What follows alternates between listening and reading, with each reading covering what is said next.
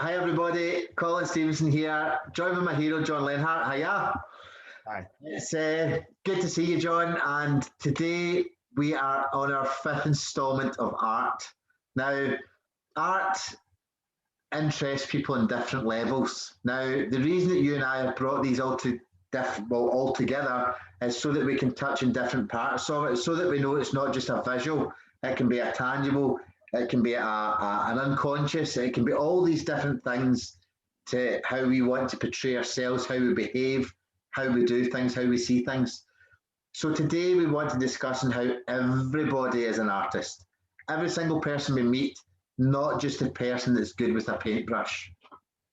Right. So I want to just kind of summarize the series and lead into that point. So we said art is a unique expression of truth. It's truth that comes from a uniqueness.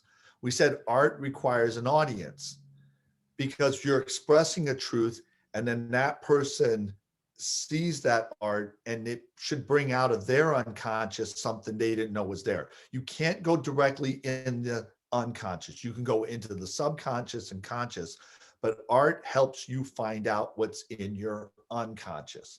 We said that art is through stories.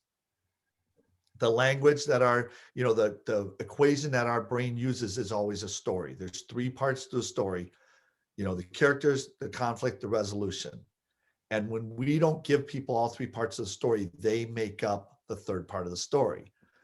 So you and Ed covered this whole thing about how, the higher forms of art give you less of the story and require you to fill in the rest of the story from your uniqueness. So a symphony, any sort of acoustic music, anything, a painting, you've got to bring a lot of yourself to it versus a movie gives you the story ready made.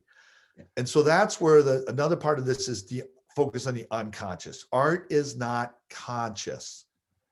It shows you something consciously, but 90% of the information is expressed unconsciously.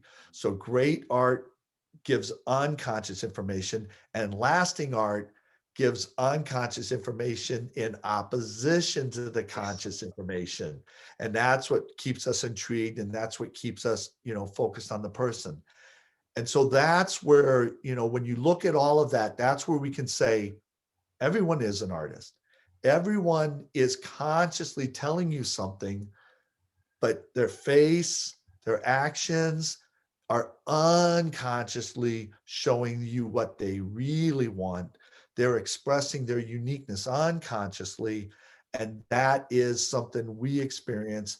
And we are either drawn into this person or we're repulsed by this person. And we could figure this all out in a poetic way of looking at everybody as an artist.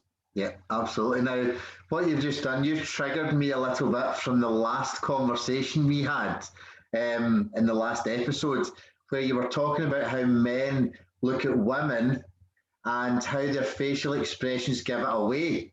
Now, what goes on in their unconscious is what they would like to do. And sometimes, or I'm saying sometimes, it usually always comes out in their face. So you get the men that go, oh, she's attractive. Here's a compliment, right? They're giving the compliment of attractive, they're smiling, they're friendly, they're approachable. But then you get the men that have the more sordid thoughts, shall we say? And it kind of comes across a bit like sleazy, a bit, and the women get instantly turned off because the art the men are looking at is for a different reason. So it was just the way that you put that to me there. It always does come out in people's face, and they can't always control it either. Right. And micro expressions you don't control. Micro expressions come out, and in a fifth of a second, we hold them back. And that's what's really going on. So women see a guy looking at them and they get a vibe through their unconscious of whether this guy's safe or not safe or what he is. So that's how that all works from that last thing. So when we had this definition, I used this from the very first episode, I used this definition of art from Ayn Rand. She said it begins as a selective recreation of reality. So here's the first part. When I look at every person as an artist, our unconscious brain can't act in opposition of causality or non-contradiction. Our unconscious brain cannot act in opposition to reality. So that's the first thing, is that everybody's unconscious brain looking around is in touch with reality. If a person is not in touch with reality and they don't express things in reality, there's no way they can have truth. Truth is a fact or reality that creates. And so the first thing when I look at somebody is how good of an artist they are, is how grounded are they in reality? And my specific measures is, how do they talk in accordance to causality, and how do they talk in accordance to non-contradiction? Remember the conversation that you and I had right at the very beginning? And I was talking about my spiritual side, and I was talking about how spiritual we can be. Now, spirituality is an expression, it's a form of art as well. You know, the same as religion, and these things are all parts of art and how we take it in and how we express it. Now, you and I had a conversation the other day about how you find me kind of in the middle. I am not way out kind of spiritual side, but I'm not kind of way in reality. But I have the ability to be able to step in and out of each, which means that leaves me pretty kind of level grounded in terms of being open to conversation and, you know, back and forward. So if I was to look at art from the kind of central position, it allows the kind of bigger view to be there.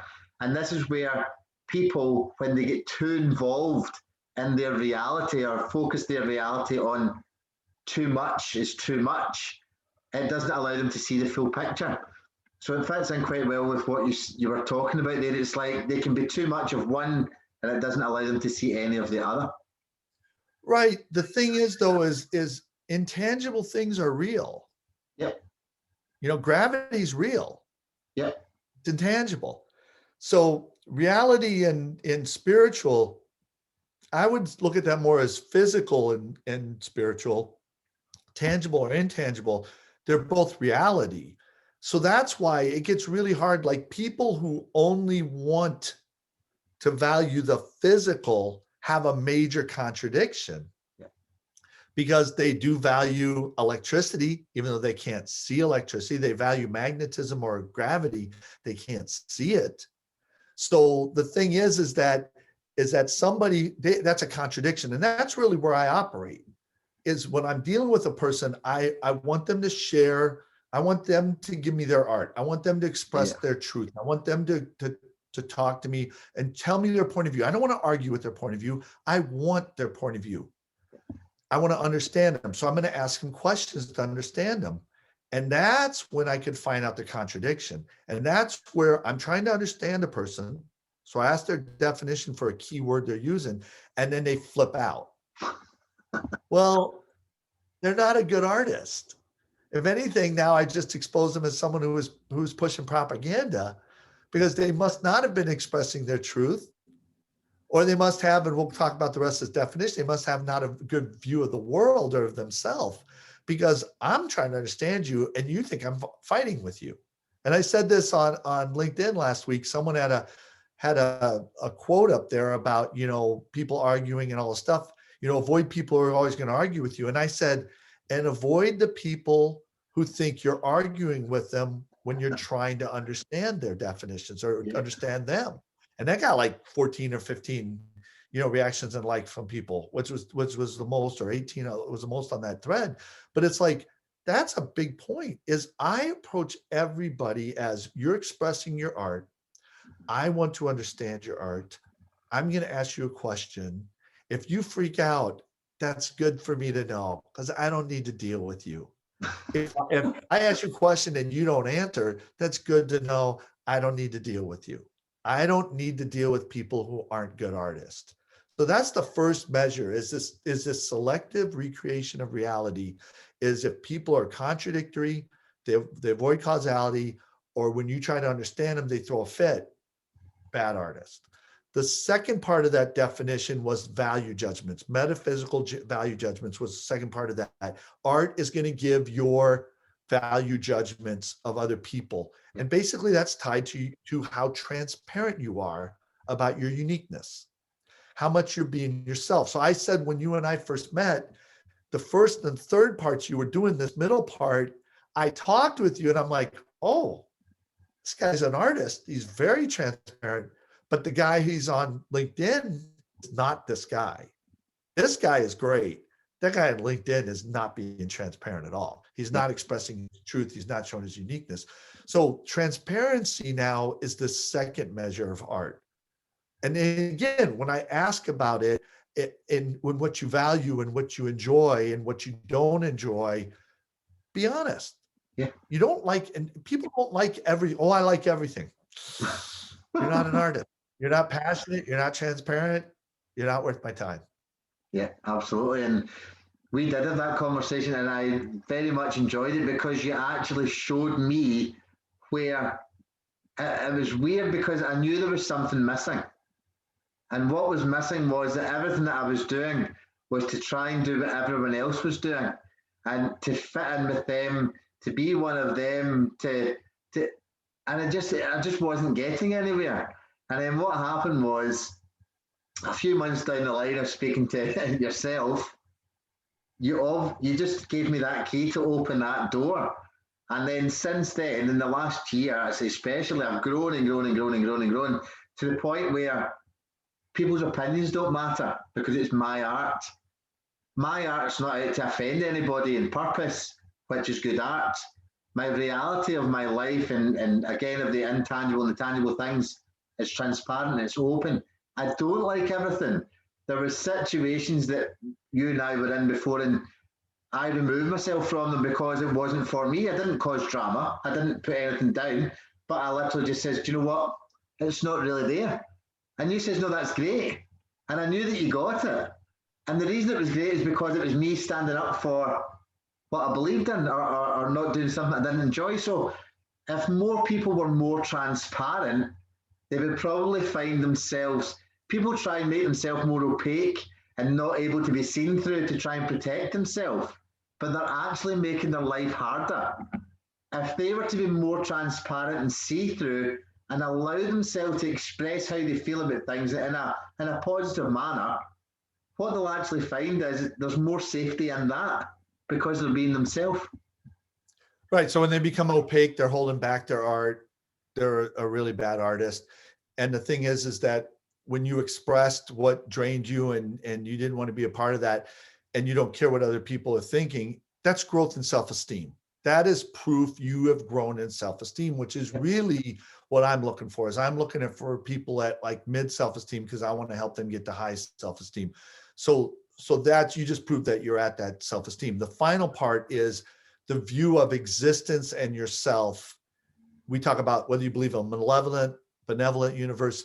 Ayn Rand, I got this definition of art from a book she wrote called The Romantic Manifesto. And the whole point of that book was romantic. To her, the term romantic was, it described all literature and all art that has a benevolent view of the universe. So to her, romantic meant I see existence of myself as being good.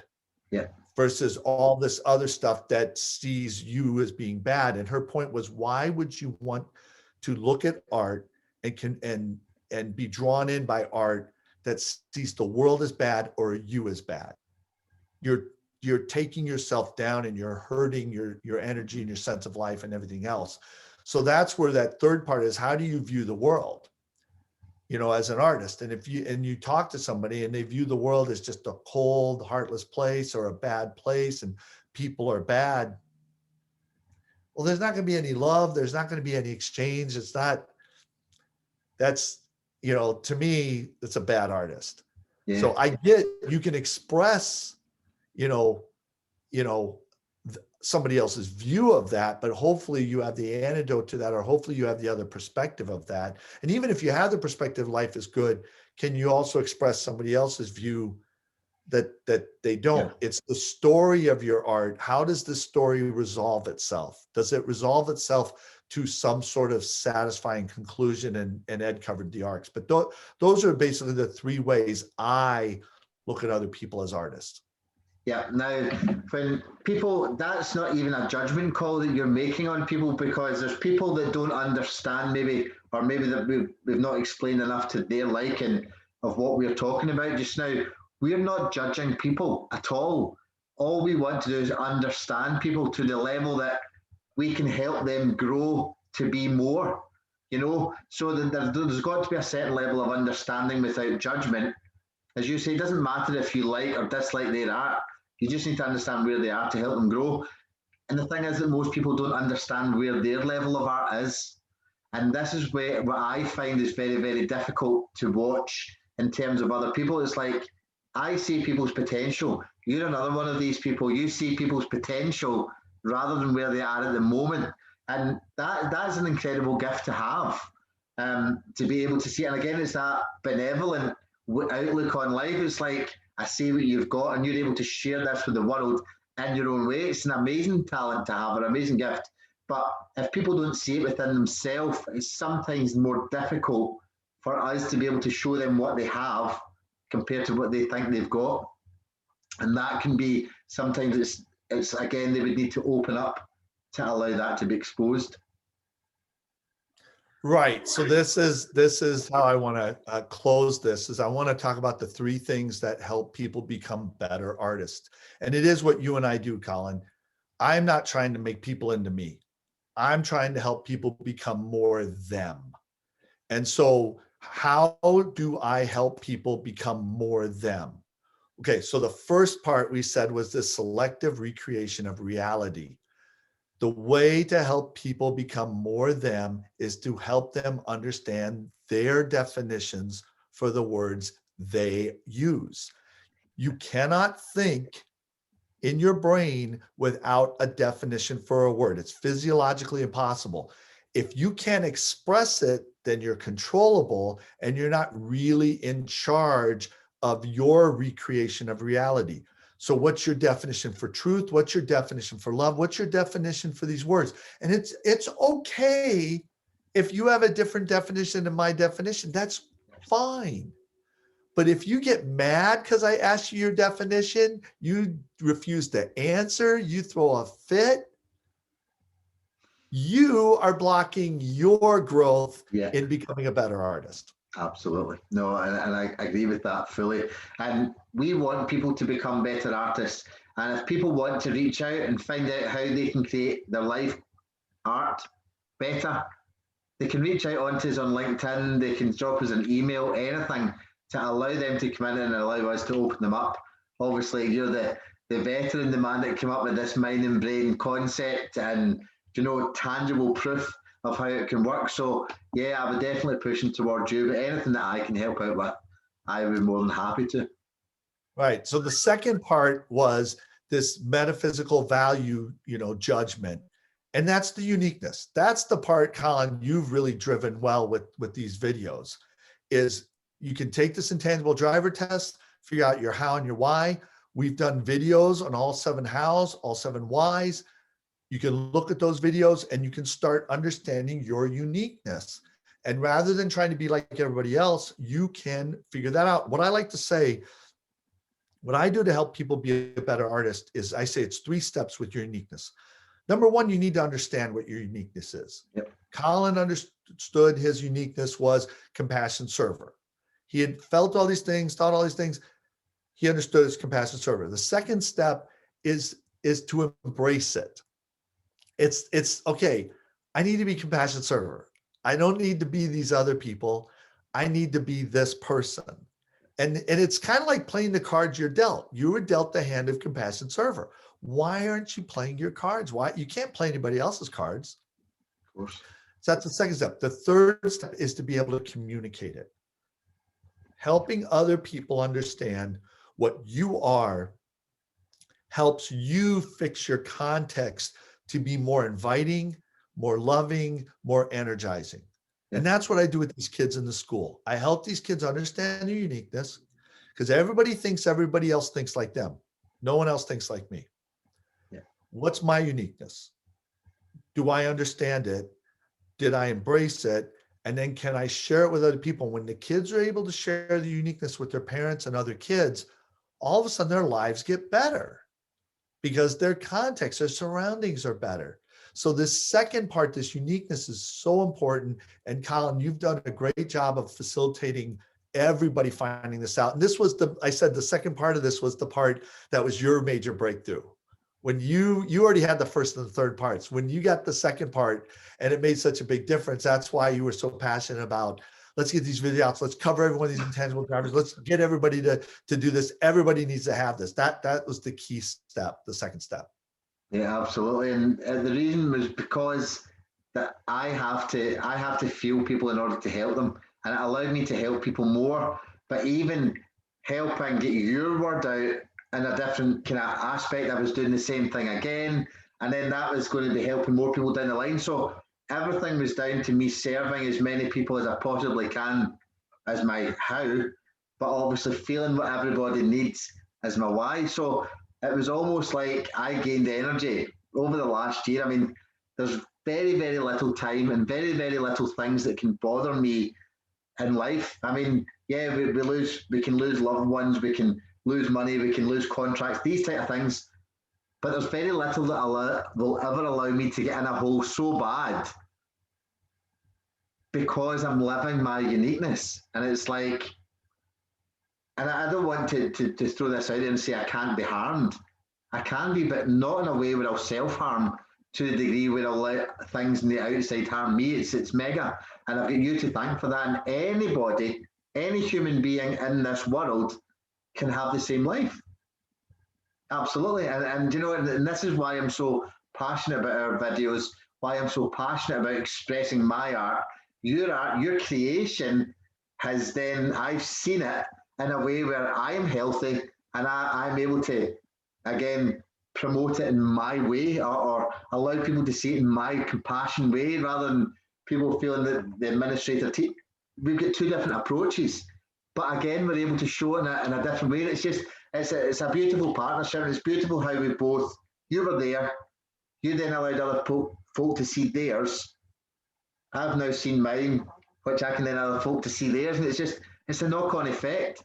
And the high self-esteem level that we're at, we're able to bring other people up to that. And it's catching. It's like a disease, but a good one. That's exactly the goal of that. That's to bring people up. So the last step is really, you know, basically how we view the world and ourselves. And this is really about the unconscious. And I think the thing that upsets you and I the most, and I remember in the very first talk where we bonded was over this third point, is that your real view of the world is in your unconscious. It's not in your conscious and what you're telling everybody.